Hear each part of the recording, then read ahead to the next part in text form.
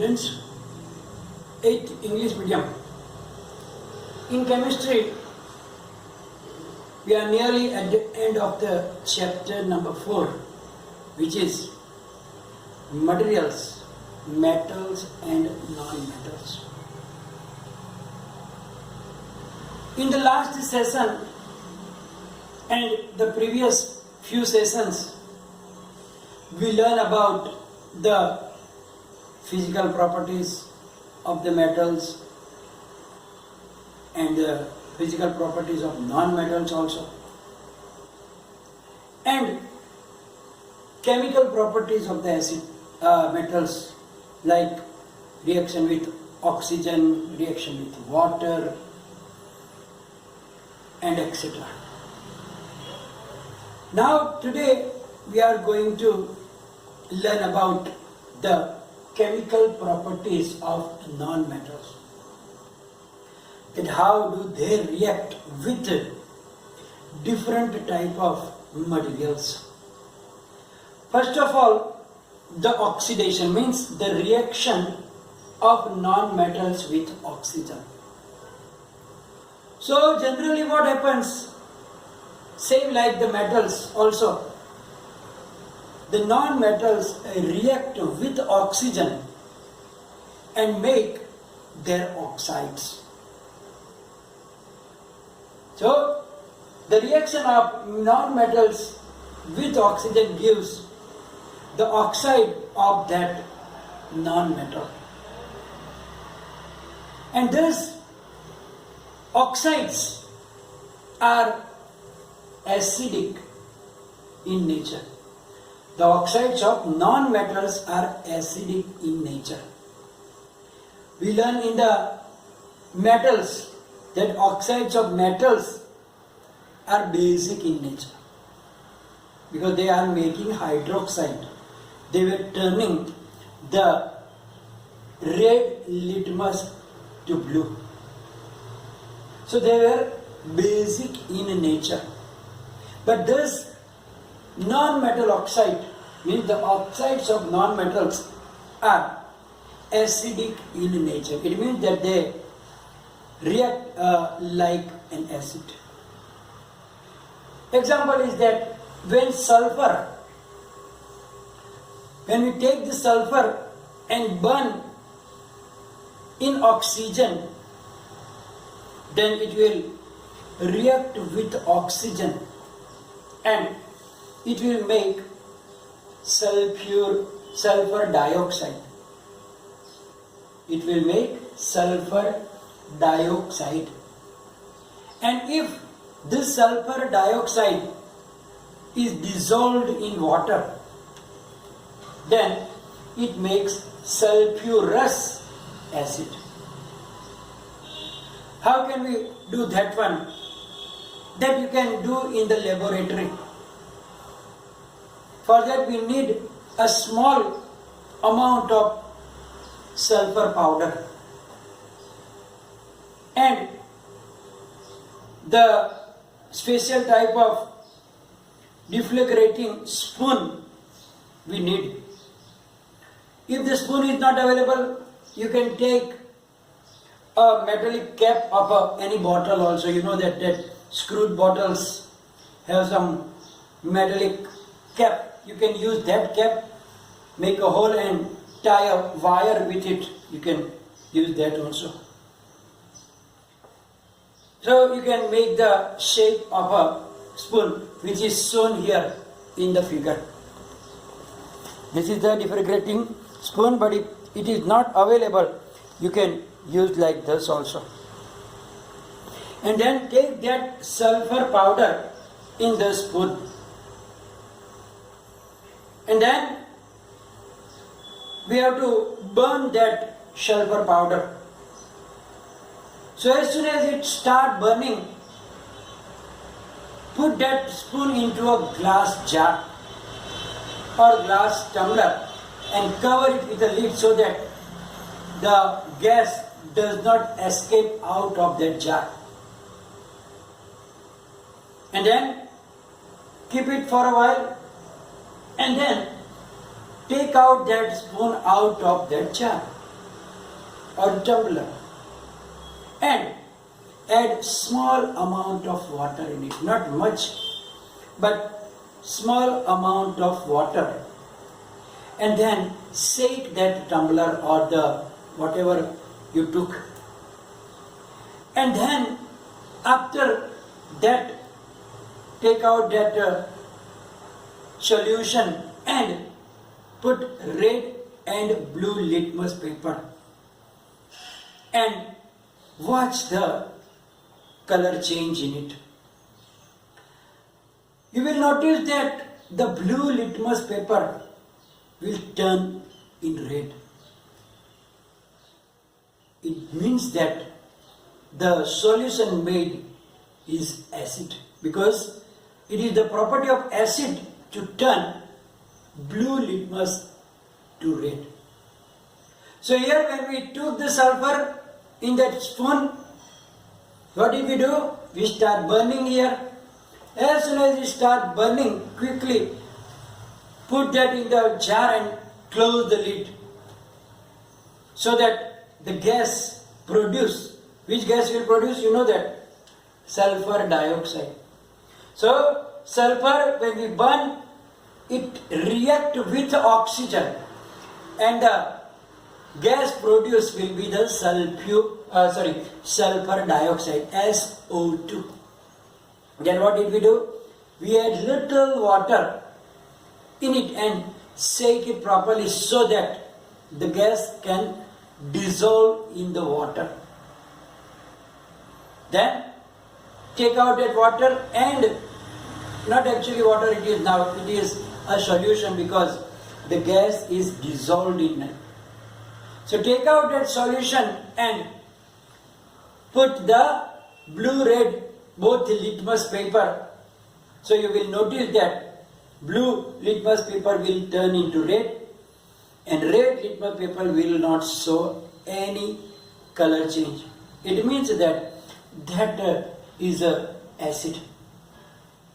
So here sulfur plus oxygen gives sulfur dioxide. S plus O2 gives SO2, and this SO2, when we dissolve it into water, SO2 plus H2O will give you H2SO3, that is sulfurous acid. If sulfur is burned in more oxygen, then sometimes it makes sulfur trioxide also, SO3 also. And if you dissolve that SO3 in it, it will make sulfuric acid, H2SO4. So it depends. If you burn into less air or in more air, then sulfur dioxide or sulfur trioxide. So sulfurous acid or sulfuric acid can be produced. Similarly, we can take another non-metal also, like if we take a carbon. So when we burn the carbon like coal, it makes carbon dioxide gas, CO2 gas. And if we dissolve that carbon dioxide gas, it will make carbonic acid. It will make carbonic acid, H2CO3. Similarly, nitrogen react with oxygen. Nitrogen is a non-metal, and it makes nitrogen dioxide.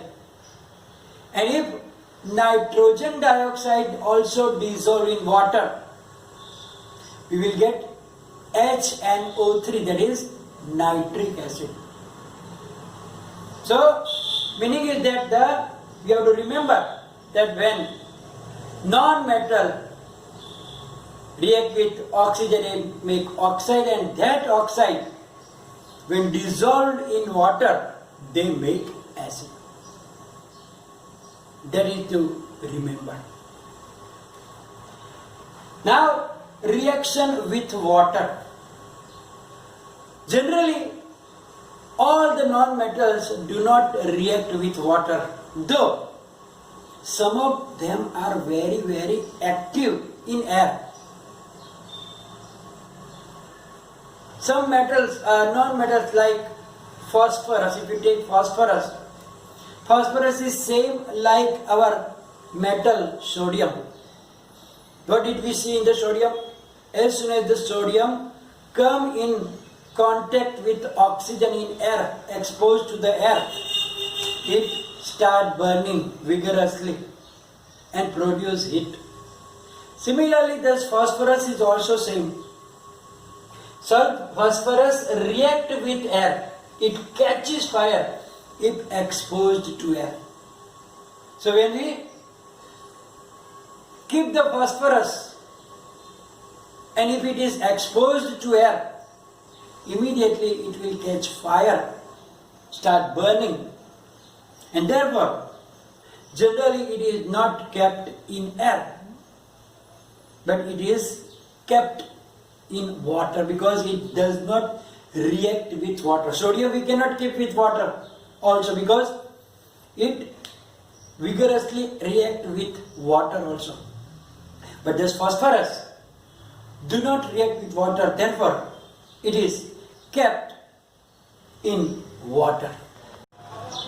Reaction with acid and base. Reaction of non-metals with acid and base. So generally metals only react with acid, but the non-metals do not react with acid. So there is no chemical property regarding to it, so we just write down that generally non-metals do not react with acid. Now reaction with base. Metals react with base, but that reaction are so complex that you don't have to learn about it in this standard. So we will just write down that the reaction of non-metals with base are very, very complex. Now we learn all the properties of acids, iron, metals and non-metals. Now the uses, that where do we use metals and non-metals. You will be surprising to know that some metals and non-metals required in our body also. We require iron, we require magnesium, we require sodium, but we do not eat these metals. Then how? That I will tell you later. First, uses of metals. Generally, metals are used in making the wires and thin sheets, which are used for various purposes. We know that copper wires, aluminium wires are used to conduct electricity because they are good conductor of electricity. Though these metals like copper and aluminium are used in wires, also they are used to make thin sheets, and that sheets, we know that we are using it for the making roof sets. જેને આપણે પતરા કહીએ છીએ, ઘરની ઉપર પતરા ઘણા નાખેલા હોય છે. That are the roof sets made of the iron. The iron wires are also used in fencing. Generally we saw that the farm or at the backyard we put the poles, and then at a certain distance we made the fencing using that wire, and that wire is also made of the iron. Similarly, metals are used in making utensils, machinery, automobiles, etc. In cooking utensils, we know that we already talked about it, that metals are used because they are good conductor of heat.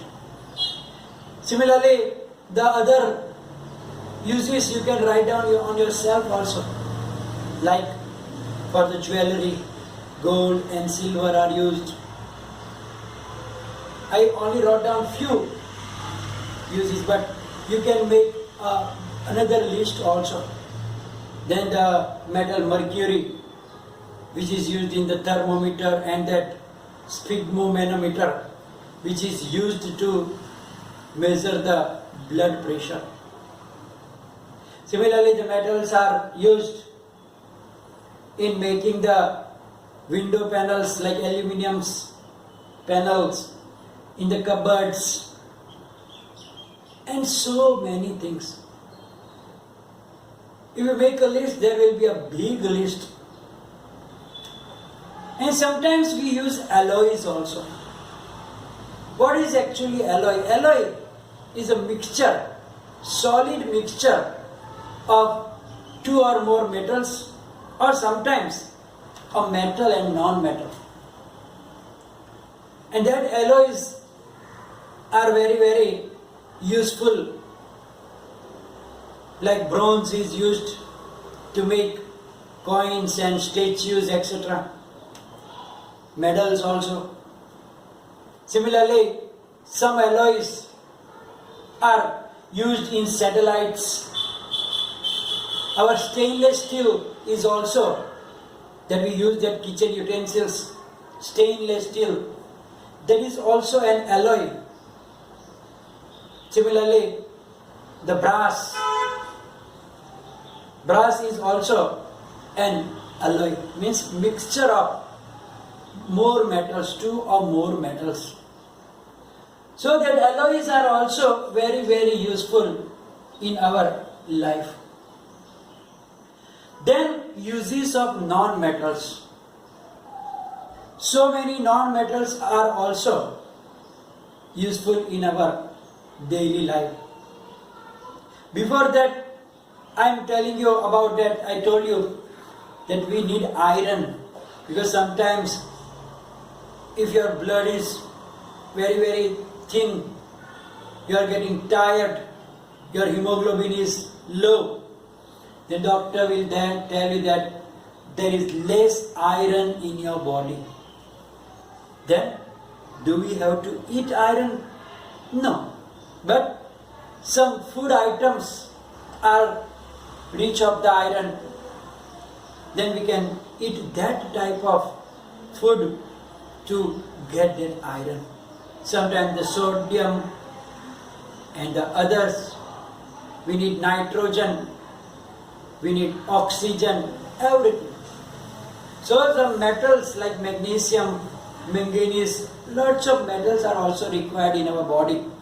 But that we get by the plants. Plants absorb it in the form of that dissolved salts, and then from that we get that irons. And sometimes we have to take the iron tablets, etc. also. It does not mean that we have to eat the iron. We can't eat iron, but in the form of the food material, we get iron from some certain food. Now, in non-metals, the main is the oxygen. It required for the respiration, which is a non-metal. Then, non-metal carbon, it's a compound carbon dioxide.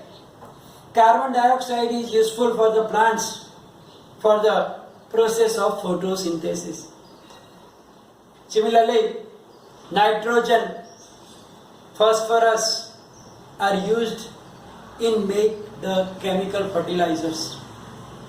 Also nitrogen required in our body to make the proteins and some other enzymes. Similarly, chlorine gas is also a non-metal which is used to purify the water, to clean the water, to kill the germs in the water. Iodine is used as antiseptic, and sulfur is used in crackers. It is also used in the matchsticks. So you can make another list also of non-metals that we are using in our daily life. So we can have a big list about the metals and the non-metals also. And in class 7th, you learn about the new substance are formed when the chemical reaction takes place. So, if a substance cannot be broken down by another chemical reaction, then they are known as element.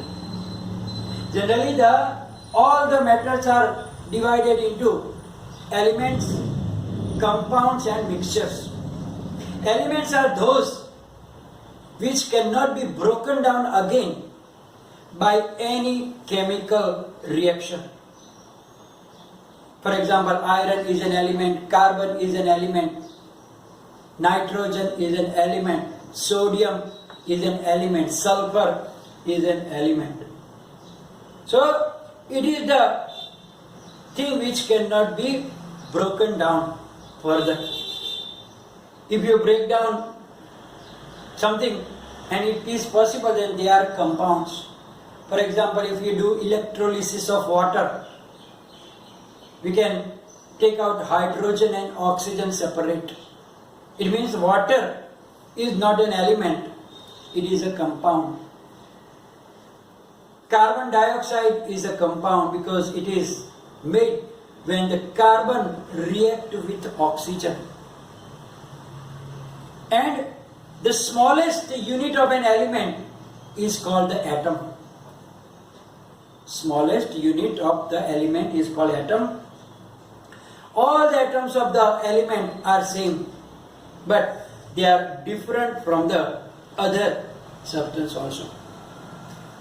So, here as we saw that there are so many elements, more than 100, nearly 118 elements are found. Out of that, 94 are the natural, and most of the elements are in the form of metals. Then few are non-metals, and very few are known as semi-metals or the metalloids. Metalloids means they have both the properties, some of the metals also, some of the non-metals also.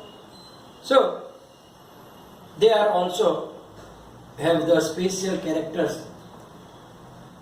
So, here we are going to finish today's session and chapter number 4 also. And will be followed by a PDF file, maybe some question answers along with it. So please write down in your notebook nicely. And if any confusion, please write down in the comment section. Thank you very much.